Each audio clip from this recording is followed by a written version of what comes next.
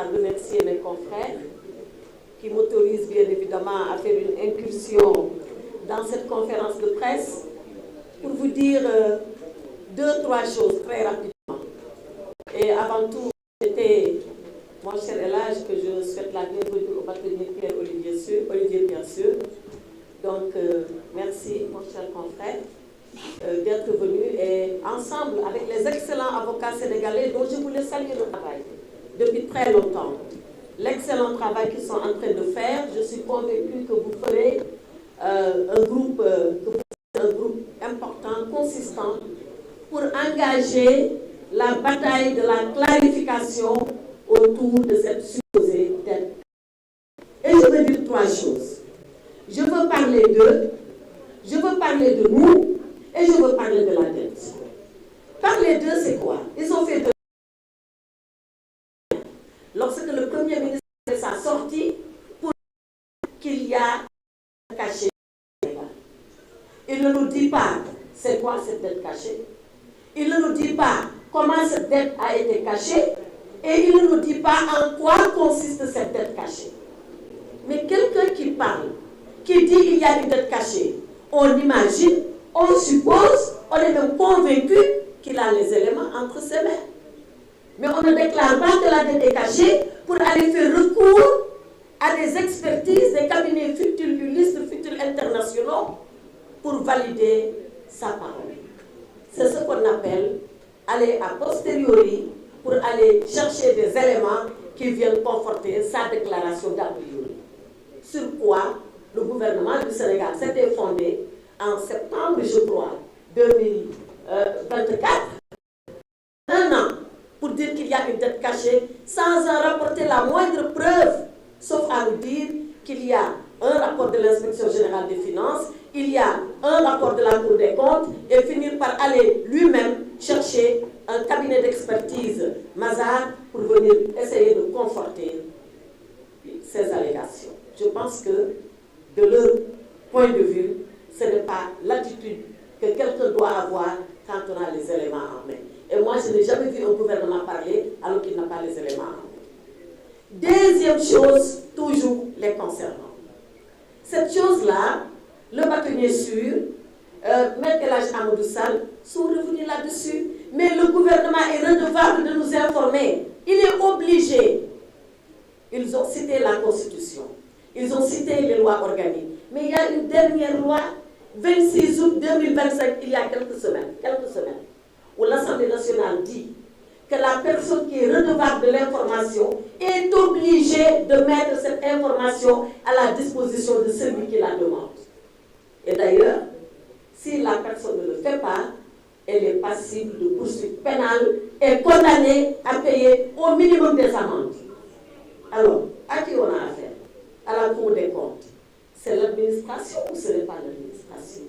C'est le ministre des Finances. C'est l'administration ou ce n'est pas l'administration? Détient-il l'information? Oui, il détient l'information. Pourquoi il ne la communique pas? Eux savent. Par contre, tous savent et nous savons qu'ils ont violé la loi en refusant de communiquer les documents. Et pourquoi ils ne les donnent pas? Qu'est-ce qu'il y a à cacher? Qu'est-ce qu'il y a à cacher? Voilà pourquoi le bâtonnier sûr dit on a quitté une affaire de dette cachée pour tomber dans une affaire de documents cachés et cachés délibérément par l'État du Sénégal.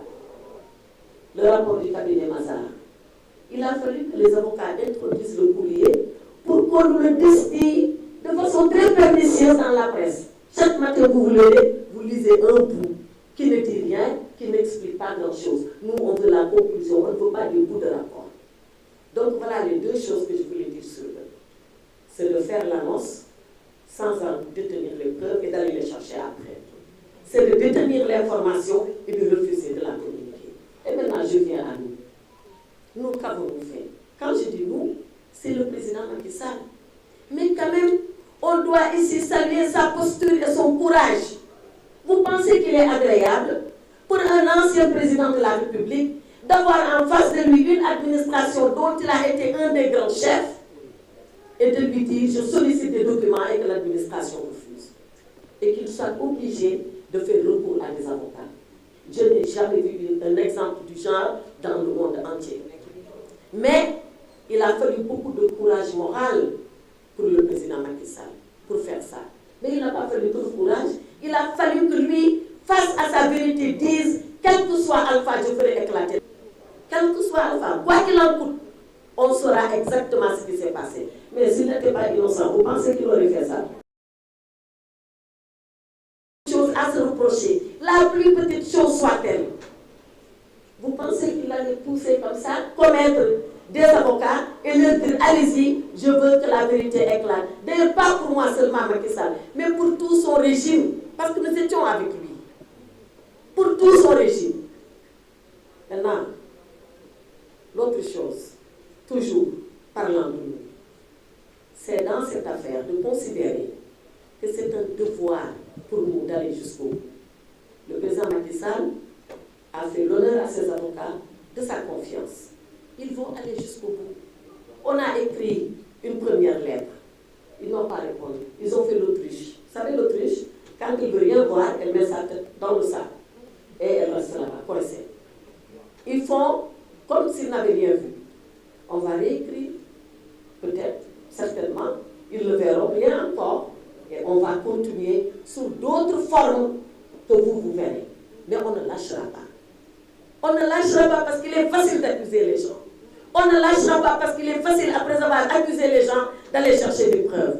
On ne lâchera pas parce que nous sommes dans le vrai et nous considérons que nous sommes dans le vrai. La preuve, rappelez-vous, quand le FMI est arrivé ici, et je viens à la tête, ils ont voulu que le FMI nous serve l'arbitre. Jusqu'à présent, c'est à ça qu'ils veulent arriver. Il faut que le FMI dise qu'il y a dette cachée. Où le FMI a dit qu'il y a dette cachée? Le FMI n'a jamais fait une expertise pour dire qu'il y a dette cachée. Le FMI n'a jamais sorti un communiqué pour dire qu'il y a dette cachée. Oui, Kristalina Georgieva, il y a quelques jours à Washington, et j'y étais, dans les couloirs de FMI et de Banque mondiale, le Sénégal est sur toutes les langues. Bon, ça et je pense que mérite wu ñu loolu. Mérite wu ñu loolu de Sénégal Sénégal Sénégal Sénégal dette cachée dafa mel ni sax musul am ci àddina ci Sénégal rek la amee mais loolu rek dafay metti sa xol ak koo xam ni et ñoom ñoo ñu ko doon tooñee il disait toujours oui meilleur élève du FMI et de la Banque mondiale ce n'est pas une gloire parce que nous entre le Sénégal la Banque mondiale le FMI et même les filiales du FMI, AFC et tout ça, SFI en français, on n'a jamais eu de rupture. Jamais. Même dans les temps les plus difficiles, le Sénégal respectait ses engagements. Même quand ils disent dette cachée, on payait quand même la dette. Voilà, dette cachée, nous disons qu'on fait. Bon, on fait on a fait une dette cachée, on n'a jamais eu de rupture avec le FMI. Donc, Mme Kristalina Georgieva est arrivée pour faire un débrief. Comme elle doit faire un débrief, c'est comme ça dans les rencontres annuelles du FMI et de la Banque mondiale. Et un journaliste lui a posé la question, peut-être que je peux poser ça, mon droit ci loolu parce que ñoom li leen soxal tey mooy naka la ñuy def ba signer programme ak Sénégal te Sénégal loolu ko war a soxal pour ñu génn. Donc quand on lui a posé la question, elle a dit qu'elle salue l'effort des autorités sénégalaises quant à ce qu'ils font pour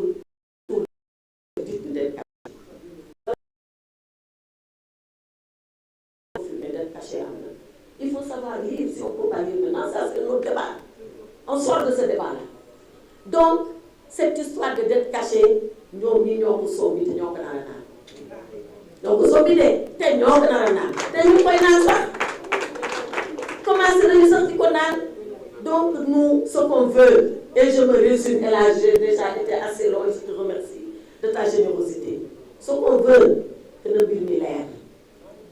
Le mbir mi leer de ragal ñu ko dawuñu ko te nañ ko sànjaafu ba fu mu neexee ba fu mu neex nag mu yegg parce que ñun dañoo sonn Sénégalais sax sonn nañu léegi da ngay dem di gis benn maire mun la ay sax FMI kañ lay ñëw man yow da ngaa xam FMI mu ne ma ku xamul FMI doom ñu ne dëkk bi doxul ndax FMI tout le monde parle du FMI. Le FMI est devenu notre voisin, il est devenu notre copain de classe, il est devenu le gars à la mosquée avec qui on prie. Mais loolu ñoom ñoo ko indi man dama ne bu fekkoon ni sax am na lu ñu gis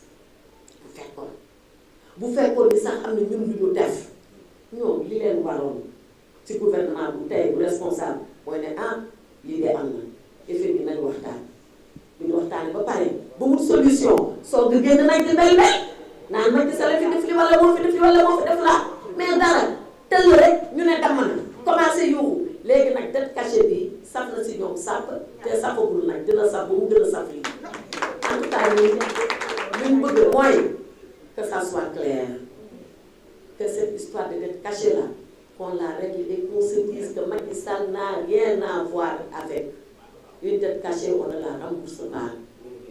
Et maintenant, si on n'est pas d'accord sur la dette, mais c'est un débat qu'on peut engager.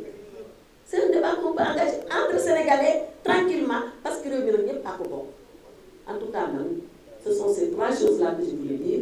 Wax ko si ñoom li ñu def ba indi jéego bi yëpp wax ko si ñun li ñu war a def ba jéego bi yëpp ñu leeral ko ba mu leer nañ ba Sénégalais yi xam wax nag ci dette bi di expliquer ni amul benn dette cachée ay waxu politique la woon moo tax politique dafa am fu mu war a yem ak loo dem ak moom boo ñëwee ba mbiru état da ngay taxaw nga xam ne léegi réew mii la du par la politique maa ngi leen di sant leen